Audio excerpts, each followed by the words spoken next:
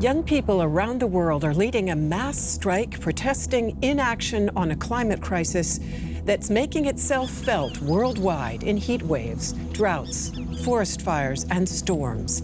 Will the tangible effects of global warming and the protests of younger generations who will bear the future price prompt truly decisive moves by politicians?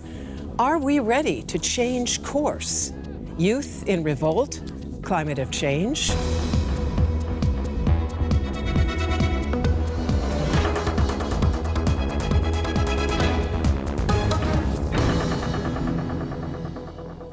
That's our topic here on To The Point. Hello and welcome. I'm Melinda Crane, and these are the guests who will be discussing that topic with us. Quang-Anh Paasch is spokesperson for the Berlin section of Fridays for Future. He believes change is coming through the hope that we give to people. And it's a pleasure to welcome Alan Posener. He is a commentator for the daily newspaper Die Welt. He argues, to be successful, the fight against global warming needs more than kids skipping school. It needs politicians who can gain votes for sensible policies. And we're very happy to have with us Anjali Ramakrishnan. She is currently a fellow at the Mercator Institute on Global Commons and Climate Change.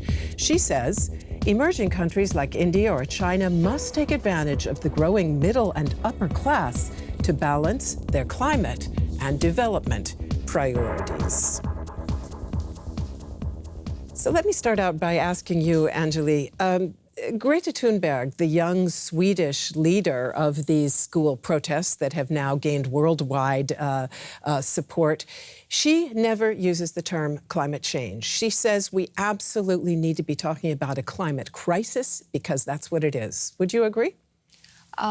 I think I would concur with what she's saying, and we're at a stage where we can't be debating whether we should be looking at making a move or not. We've sort of passed beyond that particular stage, given research, given the recent updates that have been there on the climate urgency. So yes, I think it is a crisis, and the sooner we accept it, the sooner we can move on to next and come up with solutions to address that. Alan, what do you think? Do words make a difference? Is it a crisis and not simply climate change? Well, the problem is that, a crisis, you think of stuff like what's happening in the Gulf, you think of wars, you think of confrontations, and there's mostly, for most crises, there's a quick fix. There's a war or there isn't, right? But with this, climate change, it's something that's been going on gradually for 100 years, and we know there's no quick fix. So I'm not sure that the word actually helps. It is something that is changing our world fundamentally, and we need to change policy and all sorts of stuff fundamentally, and that's never fast. So I'm a bit skeptical about that. You say change is coming. Can we really be sure that this rising public awareness, because clearly awareness has changed, climate absolutely is making headlines, but can we be sure that that will really translate into increased willingness to take action? Well, I hope so. I'm talking here for millions of young people around the world. I'm talking for a lot of young people here in Germany, and we do have hope, because if we don't have hope, we won't go on the streets. And we have to go striking, and we have to take that privilege of democracy and our right to go to the streets, so we can say and demand a climate crisis, a proper policy, how we act. You say hope, but in fact, if you listen to what a lot of young people say, they are, many of them, feeling a sense of despair, of fear. Can that really translate into productive action, or can it actually sometimes become almost paralyzing for people? I think we have to fear, and we have to act like it's in crisis, because then we will act now, and we won't talk about what we can do in 20 years. We have to act now, because the scientists are saying that we have around 10 years to act, and then it would be possible to do how the Paris Agreement says to. So we have to act so we can reach the Paris Agreement in 2015. Anjali, something else that Greta Thunberg has been saying more and more is that we have to link up climate policy and social justice. In other words, that those who will bear the burden of changes in behavior, of changes in policy, have to be compensated for that. Do you agree with that? And what would that look like in practice? I think bringing in social justice in climate change or the climate crisis, I think it is one of the bigger discussions that today, because we do have who's going to make the changes, who polluted before, and now who's the burden coming on. And inevitably, it is the poor, the more vulnerable countries or the population that are bearing the brunt of it without contributing as such. So it will see a lot of changes boiling down to the consumer level, and also burdens being taken on by the developing or the global south. So yeah, so this discussion is something that needs to be put forefront, but at the same time, not letting go that while just because of owing to the social justice, no changes need to be made. And so, sorry, if I can just press a little bit on that, because the countries that you mentioned in your opening statement, India, China, historically, they did far, far less than the Western industrialized countries to contribute to worldwide CO2 emissions. So are people there really ready to change track in their own behavior because of the past sins of the developed world? I think I can speak much for India, that India continues to not contribute enough, at least on a per capita basis, to the emission bucket as it is. And as far as being ready, I think conversations, or at least the coming out on the streets, which we're seeing in Europe mostly, is not to the same extent as in India. I would know less about the case in China, but I think as far as people being ready, I think it's too early to ask them to be ready in terms of giving up or scaling back on their consumption. Rather, we need to have a little bit of a top-down effect, top-down perception when it comes to the changes being made, particularly from these areas. Quang, you wanted to add something? Yeah, I just wanted to say that we, as Youth Strike for Climate, call that climate justice, because we are going on the streets and also demanding climate justice now, because we can't live here in Europe, in our rich country, and say, oh, we are doing solutions, we are having solutions for climate change, but then poor countries, they suffer now, and they see the climate crisis behind their door. So we have to have a solution for climate justice. Alan, you talked in your opening statement about sensible policies, and you also said politicians need to be able to get the votes to implement those policies. What do you think it will take to convince people, for example, here in Germany, to vote for policies that can hurt their wallets, that will mean higher energy prices, that could even mean shifting jobs out of old polluting industries? Well, much as one can talk about climate justice, people are not going to vote for that kind of thing. It's quite simple. We had just had regional elections in Saxony and in Brandenburg, where a party that denies the existence of climate change gets 20%.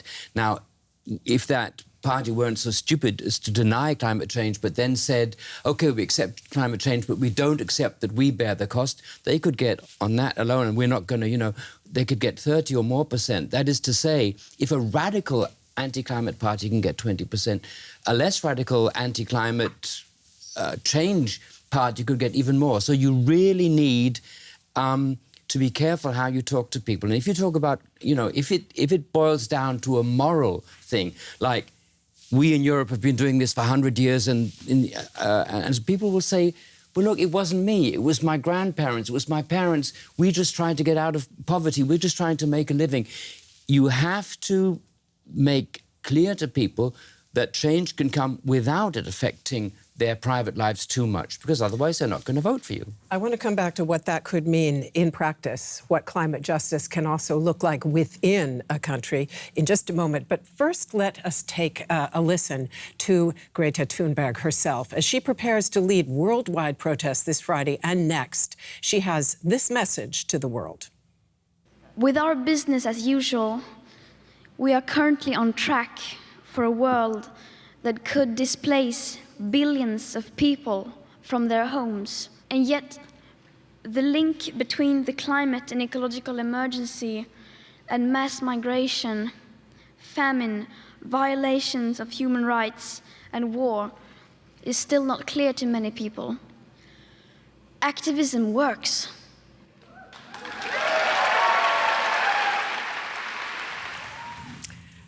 Quang, I know you've met Greta Thunberg a couple of times. What is so powerful about this young girl from Sweden? What has propelled her into this kind of worldwide, in some ways, leadership position? Well, I think Greta just speaks the truth, and she's saying it without complicated words. She's saying it in short sentences, and she's saying it for all the youth around the world that we have to act now. And she is giving us hope, but also she's also pointing out the crisis, and that's the important thing about her. Anjali, you say that people in India, for example, aren't quite as attentive to the discussion as perhaps we here in Europe and some in the US.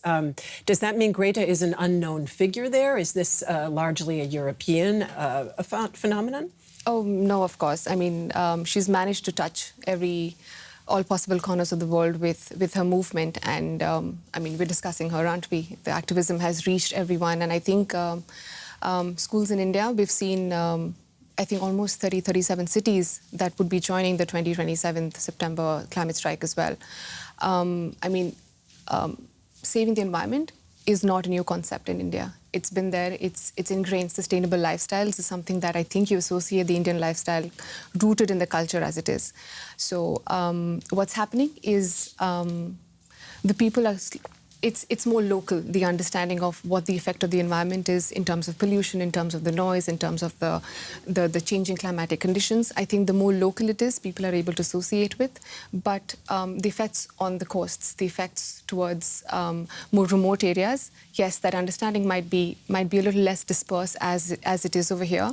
But I think it's getting there, but it's getting there at its own space.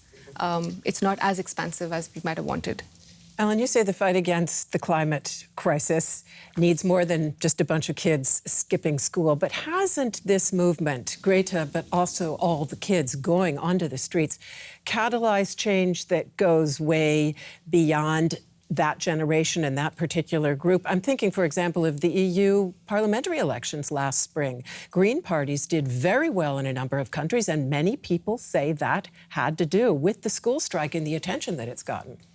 I'm sure it did. I mean, I myself sat down and read a book. I thought I knew everything about climate change, so what's this all about? Read another couple of books about it, and, you know, they've definitely achieved a lot. The problem is, and we heard it in that clip, if you boil everything down to climate change, this becomes monocausal. In fact, if you're talking about displacement of people, the refugee crisis in Europe, that really was a crisis, by the way, was not caused by climate change. It was caused by despotism in Syria. It was caused by corruption in Africa. It was caused by warlordism all over the world. And if you suggest to people that there's just one point from which you can change the whole world, then I think you're doing people a disfavor, because the point is that this world is a multifaceted thing, and climate change, much as young people might hope that, you know, oh, this is the Archimedean point, the magic bullet, it isn't.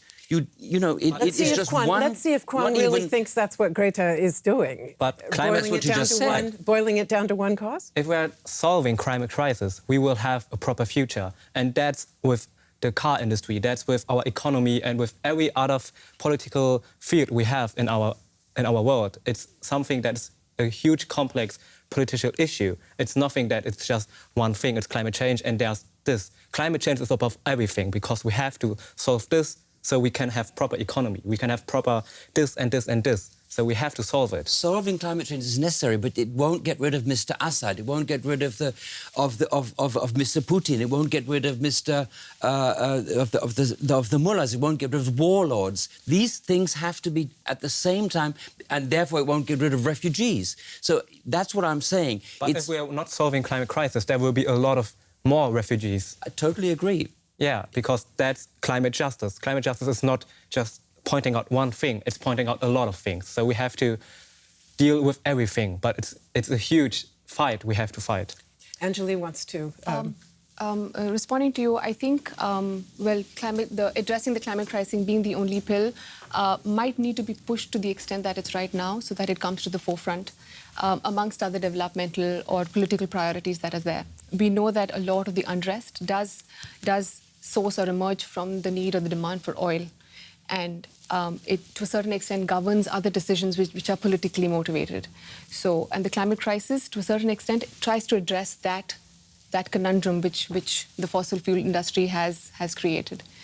And but look, you come from, I mean, originally from India, and the Kashmir crisis, that has nothing to do with climate change. You have two atomic powers, India and Pakistan, facing off. Yeah. I want to try to cut this short. Okay, I think yeah. You yourself have said you think the climate crisis certainly will make other crises worse, whether it's security in Africa, whether it's migration. So perhaps we can just focus for a moment on the tangible effects that people are feeling the world over. The heat wave in Europe. The U.S., we've seen flooding in the Midwest. We've seen forest fires in California. There is no doubt whatsoever that hurricanes have grown stronger thanks to warmer oceans. There's a huge array of tangible effects that people are feeling. Do you think that is changing some minds, even amongst those who might have been leaning toward climate skepticism? Well, I would hope so. And you've got to be careful. I mean, a warm summer or even 3 warm summers in Europe doesn't, you know, if people think, you know, that's, you know, we might have 3 cold summers. If you know, it's still possible. We're talking about statistics here, right? We're not talking, it's not always going to get... Let me make this very concrete. In the U.S., we are seeing polls from people in the Midwest who said they had long doubted that climate change was really a reality. Now they say, we feel it ourselves, we see there has to be a change. And that's what I'm saying. That's what I'm saying. They are saying it now because they've seen... But statistically, it's totally possible that you have 3 rainy summers and it wouldn't change the science. It would.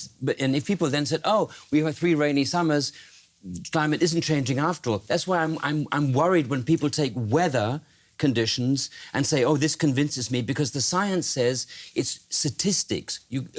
It's not weather, it's climate, right? It's a difference. Anjali, I know you are doing climate research, so let me ask you this. Greta Thunberg says, this is her slogan right now, unite behind the science. She has just gone to the U.S. Congress and presented them with a copy of the report by UN scientists from last fall saying, we have only 10 years to turn this tanker around. What's your thinking? Will we succeed? Are we too late? Well, if we don't start now, we definitely are. And 10 years is for the 1.5. And I mean, we can keep... to keep warming under 1.5 degrees Celsius. And we can keep pushing the periphery to the extent that we want, and how much do we want to delay it. But I understand your point on the weather and the climate aspect, but if it's 3 summers of rain, so 3 summers of excessive heat, it's going to be 2 decades of the same. I mean, how many of the same has to happen for us to believe that we need to address it? And it's not just the changing climate, the resource depletion. As a result of that, the effect of vulnerability that's coming to the society, and so on, the consequence on the economic status of the country. I think there's a whole gamut of issues that we're not trying to understand or recognize, rather. So, so let's talk a little bit about what we need to be doing in those 10 years. Greta Thunberg herself endeavors to practice what she preaches. She eats no meat, and instead of flying to the U.S. for next week's Climate Action Summit, she endured a rather arduous 2-week sail on a climate-neutral boat. But are the rest of us really willing to change long-ingrained habits? Ecological transportation? Car makers are rolling out more and more electric models. But demand is much higher for SUVs weighing tons. Environmentalists call them climate killers. In Germany, sales have doubled in the past 5 years. Fewer flying hours? It would be nice, but in fact, people the world over are flying more than ever. Over the next 20 years, passenger figures are expected to double and more to over 8 billion. Cutting out meat, vegetarians cause fewer greenhouse gas emissions. Yet consumer hunger for burgers and bacon is still huge, averaging 43 kilos per person per year globally, and even 100 kilos in the USA. Cutting back for the climate, are the calls falling on deaf ears?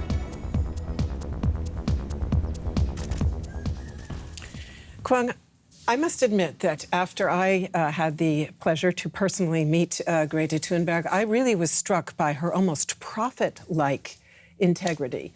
And I felt a bit of shame about my own rather inconsistent behavior. So since then, I actually have been trying to make some changes to compensate all the flights that I take and to take the train whenever I can.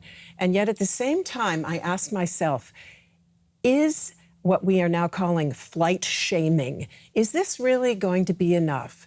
Changes in individual behavior, voluntary changes on the basis of moral conscience, is that really going to be enough to get us where we need to go? No, I don't think so. Or we, as the youth or Youth Strike for Climate, we don't think that shaming the individual is helping anything, because science is also saying that it's just a small amount of percent of the emissions, so it's not changing enough and it won't change anything.